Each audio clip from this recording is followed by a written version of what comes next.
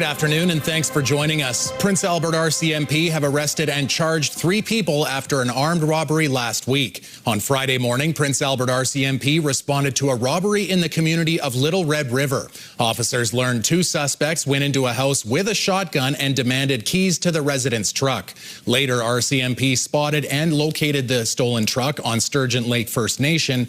The vehicle backed into the ditch and the occupants fled a short distance before being arrested without incident. 35-year-old Carolyn Natauhau, 20-year-old Lacey Halkett, and 40-year-old Clarence Turner appeared in provincial court yesterday on theft and weapon charges.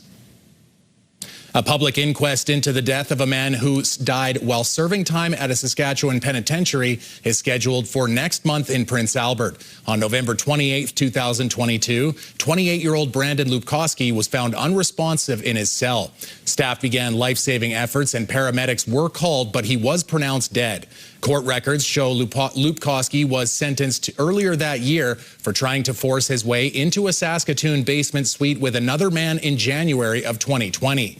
One of the occupants of the suite was shot in the arm during the incident. The inquest into Brandon Lupkowski's death is scheduled for February 10th through the 13th.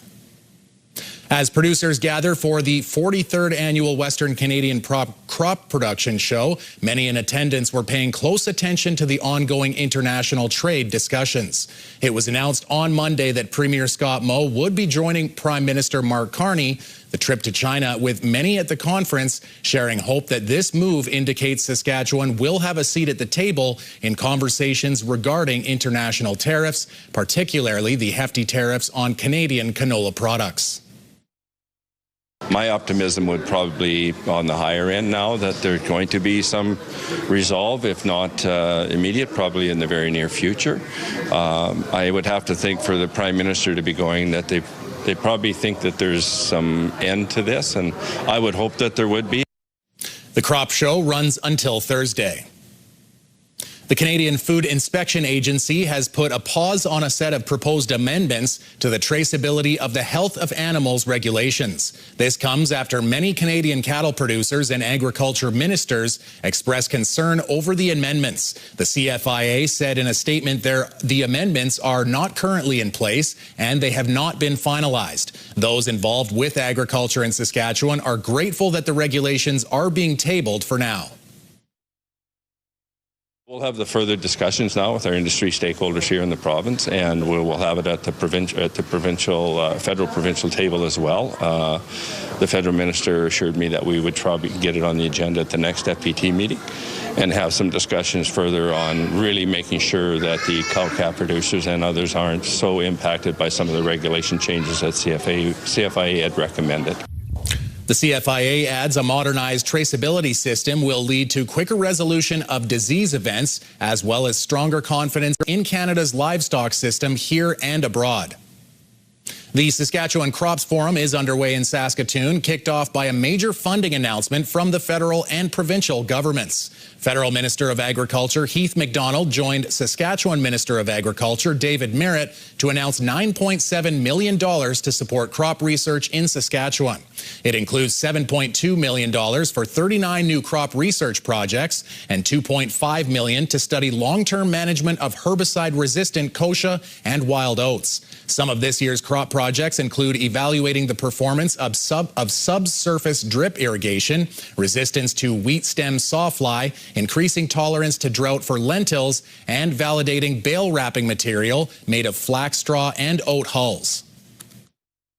This ADF program is really valuable in that sense. We can address needs for industry and producer groups, do the necessary research, but also making sure that we're addressing relevant questions for farmers in Saskatchewan and in Western Canada in general.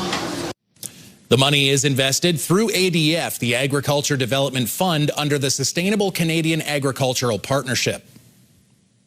12 Saskatchewan communities saw record-breaking temperatures yesterday. The Cypress Hills area was the warmest record breaker at 10.6 degrees, up just slightly from the record set in 1996. Meadow Lake reached a high of 8.4, beating its old record set in 1985 of 4.1 degrees. Prince Albert, Melfort, Nipawin, and Waskesiu Lake also setting records. Maple Creek just missed setting a record, but still saw a high of 12 degrees and was the hot spot in the province. As for Saskatoon, again, no record, but it did see 4.9 degrees. Regina saw 3.6.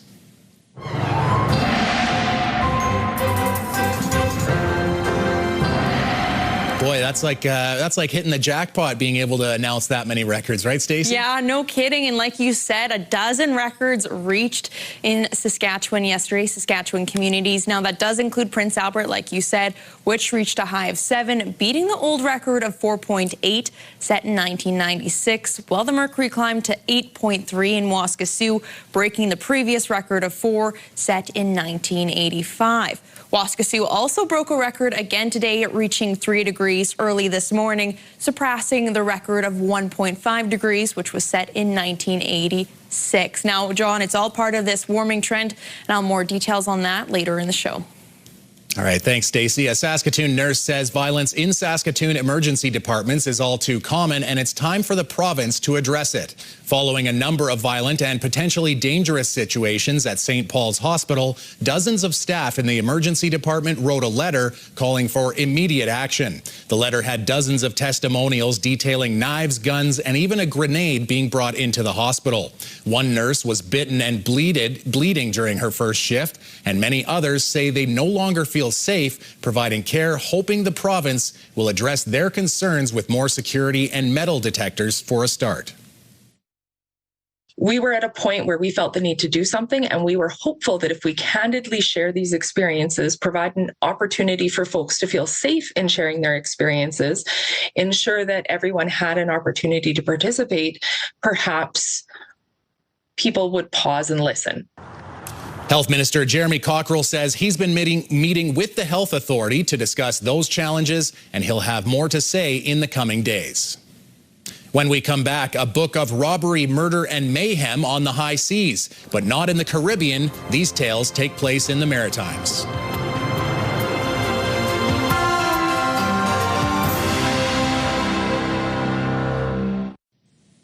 We all know about the Pirates of the Caribbean, but how about those a little closer to home? Canadian historian and author Dan Conlon's new book highlights robbery, murder, and mayhem off the Canadian East Coast. Mike Lamb walks the plank with Pirates of the Atlantic. My name is Dan Conlon. I'm a historian and writer and retired museum curator. I've written a book called Pirates Atlantic, which looks at the reality of the pirates who actually came to Nova Scotia and how piracy has affected people living in our region. Nova Scotia and the Atlantic region attracted some of the biggest and the worst pirates of what we call the golden age of piracy in the early 1720s.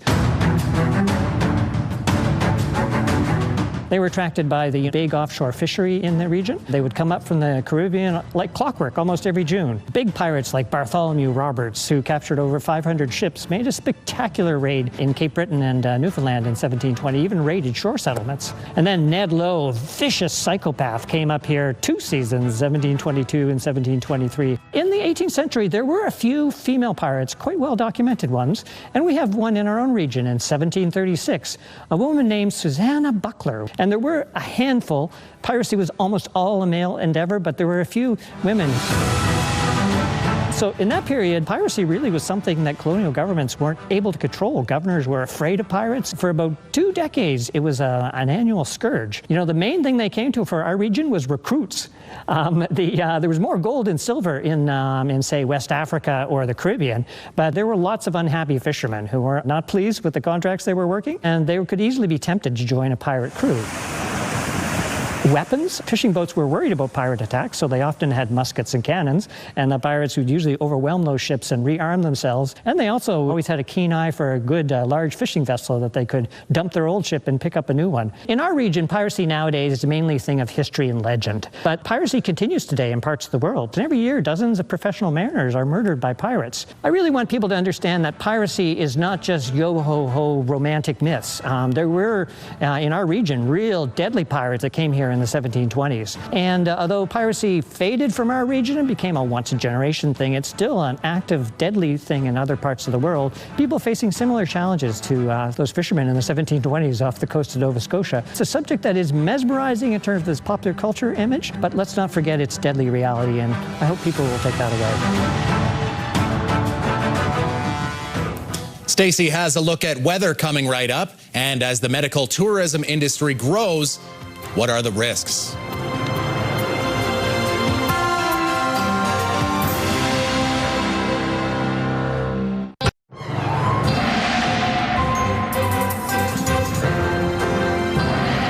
So I've got my suntan lotion, my beach towel ready, Stacey. How many days am I going to make the most of this warm weather? I hate to break the news to you, John, but it's going to be short-lived. On Friday, we'll see those minus double digits again. So, you know what? Might as well enjoy the warm weather while you can.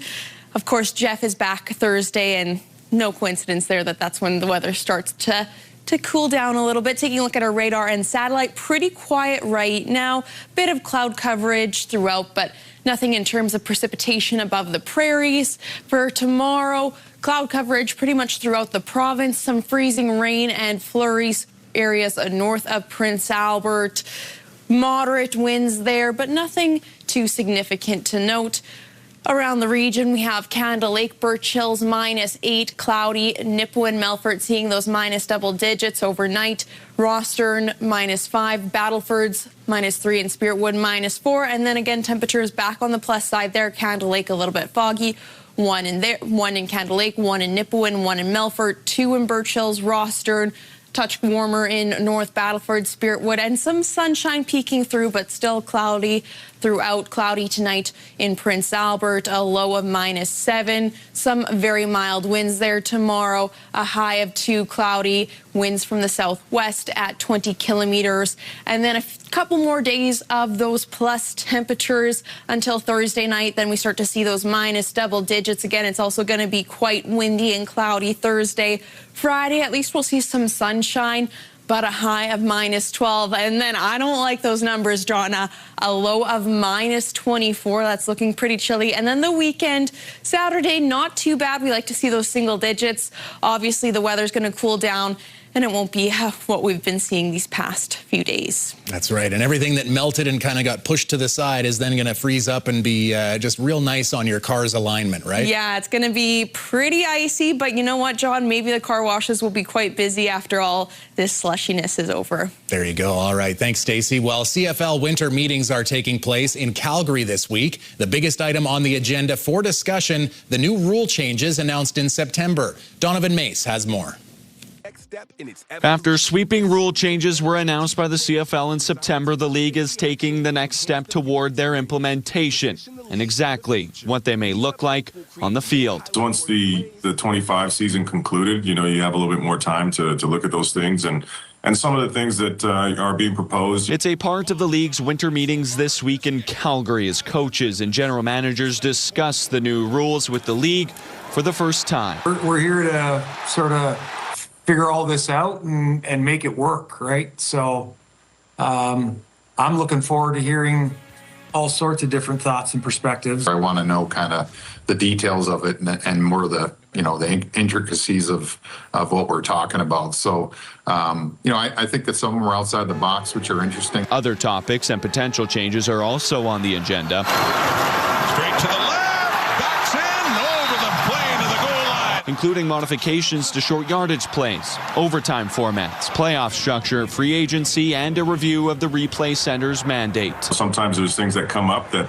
you didn't think that you had too much of an opinion on, and then you realize like, oh man, actually I do. So just excited to hear everybody's brain. Make sure you don't change too much because you'll never know which rule made the difference, which one did. I mean, play football and then figure it out from there. In his State of the League address at the Grey Cup in November, CFL Commissioner Stuart Johnston reiterating his office's commitment to a uniquely Canadian game. The new rules embrace innovation and perpetual improvement while protecting what makes Canadian football special. Adding rules like 3 downs and 12 players on the field are not going anywhere. Donovan May, CTV News, Regina. The Saskatchewan Rattlers are parting ways with their general manager and vice president of basketball operations. The club making the announcement today that Barry Rollick's contract is not being renewed following the 2025 season. Rollick spent 7 years with the team. Prior to that, he spent 14 years as head coach of the University of Saskatchewan Huskies men's basketball team. A reason for the move was not provided, but the Rattlers did wish him and his family well and highlighted his accomplishments with the team. Recruitment for a new GM is underway, with the team promising what it calls a new era of basketball being unveiled soon. Do you have a community event you would like to promote? Or maybe you'd like to draw attention to your organization. Let your local CTV station help you spread the word. Contact us at 306-922-6020 or email panews@ctv.ca. You can appear on CTV Prince Albert's News at 5 and get your message to our viewers.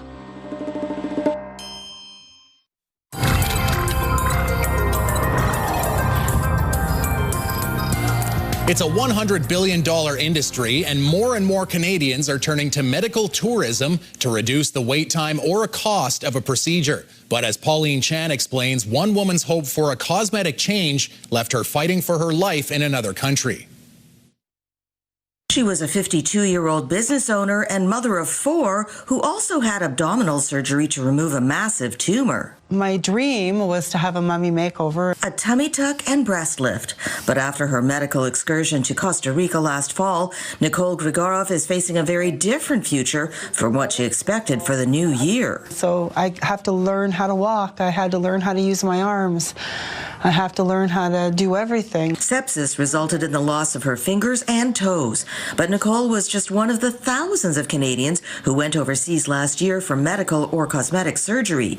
The U.S.-based Medical Tourism Association says there's been a 40% jump last year in Canadians going abroad for anything from faster hip replacements to nose jobs. It's estimated that it's 432,000. And that's, data we have from hospitals, governments in some of the destination countries. I just went online and did a ton of research. So I interviewed some doctors in Canada. Canada wasn't out of the question. But in the end, she chose a clinic in Costa Rica. The main driving factor is the cost. The cost of care in those countries is considerably lower. The overhead expense, the time in an operating room, the medications cost less there. The cost for Costa Rica, about $20,000 plus flights. So in Canada, it would have probably been 25% more. But Nicole doesn't recall waking up at the clinic where her surgery was done. Nicole Grigorov spent some 3 weeks in a coma in Costa Rica. Her organs shut down, and when she finally awoke, her next challenge was trying to get back to Canada. Close friend Rod Ponkin stepped in with $85,000 for an air ambulance, and that wasn't the only hurdle. There's a lot of moving parts because the air ambulance, the doctor and their team had to correspond with Niagara doctors, and they had to consult. It was a 2-week wait to secure a hospital bed, with Nicole paying for each day in the Costa Rican hospital. She arrived in Niagara just before Halloween, and a couple of weeks later, she had to have all her fingers and toes amputated. I just want my life back. I want peace in my life. In our next report, we hear from medical experts and switch about how medical tourism is a growing industry and what to be aware of. Pauline Chan, CTV News. A charter challenge in Vancouver could have major ramifications right across this country. It's being led by the family of a woman with terminal cancer who was forced to leave a hospital in order to access medical assistance in dying. Andrew Johnson has the story. Sam O'Neill knew the end was coming soon. There was no stopping the cancer that had spread throughout her body. We miss our daughter every minute of every day.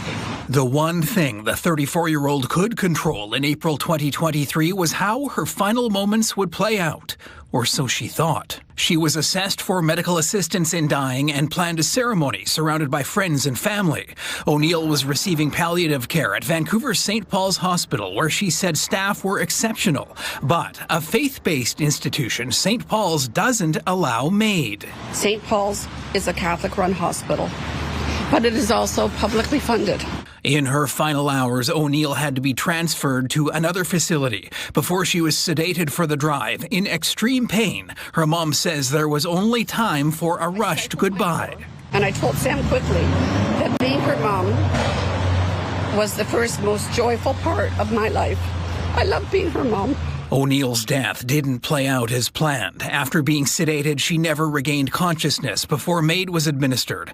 O'Neill's mother is now the lead plaintiff in a constitutional challenge in BC Supreme Court. At the heart of the case, the MAID exemption the BC government grants to faith-based institutions. We believe that no one should lose access to end-of-life care based on where they happen to receive treatment. Providence Healthcare oversees St. Paul's Hospital and says in a statement it has a long-standing moral tradition of compassionate care that neither prolongs dying nor hastens death, rooted in the belief that all life is sacred. In the aftermath of O'Neill's death, the province created a separate building on the St. Paul's Hospital site for patients undergoing MAID. The plaintiffs in the charter challenge say that's not good enough. A decision is expected by late summer or fall. Andrew Johnson, CTV News, Vancouver. Okay, Stacey, it's going back to the zoo today in Poland, and it was the scene of the latest David versus Goliath battle. This little muntjac deer weighing 17 kilograms took on a massive Indian rhinoceros that weighs closer to 1,700 kilograms. As fate would have it, the little one chased off the huge rhino. Zookeepers say this wasn't really a fight. The rhino is gentle and was just playing, while the little deer was actually protecting its mate. And Stacey, you've probably heard this one, but it's not the size of the deer in the fight, it's the size of the fight in the deer, right? I'm just in shock from that video. That's wow. That just gives me like little brother energy. You know, yeah. You've got the youngest one and you push them just to the, you finally push them to the end. Everybody's got their limits, and so the little ones, yeah, there you go. You know, for those at home with dogs, you know, sometimes the little dog is kind of the alpha. That's what that reminds me of, you know? Absolutely does, yep. Yeah. Usually, and they're usually the loudest ones too, the little dogs, and the big ones just kind of accept it and carry on. So. Yeah, no kidding. There you go. Well, that's a pretty good little zoo clip for you. And to wrap up your day, national news is coming up right away. Thanks for watching.